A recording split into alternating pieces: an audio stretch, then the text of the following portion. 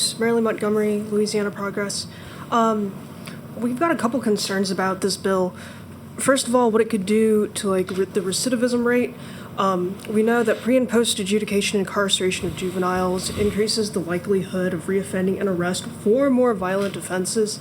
And I know that, we have both the Constitution and the statutes, but in removing this list from the Constitution and making it so that you don't have to have a statewide vote to change the number of things that someone can be transferred for, you don't ask someone to move their bag if you're not going to sit there. You don't make it so that you can edit the list of statutes for which a juvenile may be tried as an adult at a younger age if you're not going to change the list. So just with that, seeing that coming down the road, I feel like it's important to highlight the impact that this could have on the recidivism rate. And we see this nationally among non-incarcerated youth transferred to an adult setting. 39% were more likely to be rearrested on a violent offense.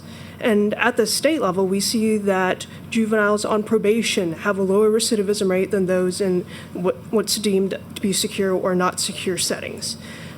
So what we can conclude is that juveniles benefit from remaining within their communities, attending school, going to the diversion programs, and continuing to grow and learn from their families, from their communities.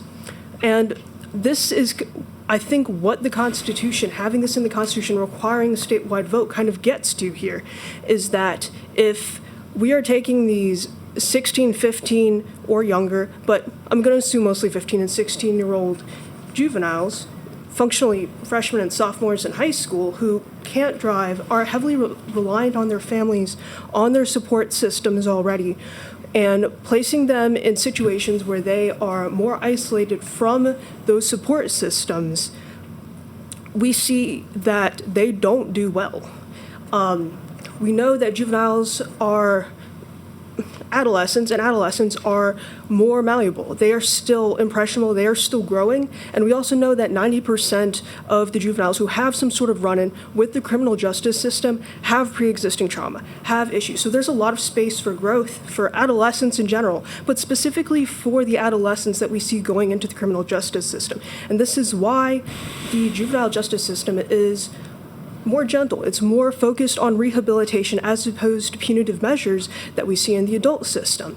And so when we take kids from the juvenile system and put them in the adult system, effectively deciding that, the rehabilitative measures in the juvenile system aren't going to help, that these kids are, it's too much for that, we are kind of in a way turning our back on them.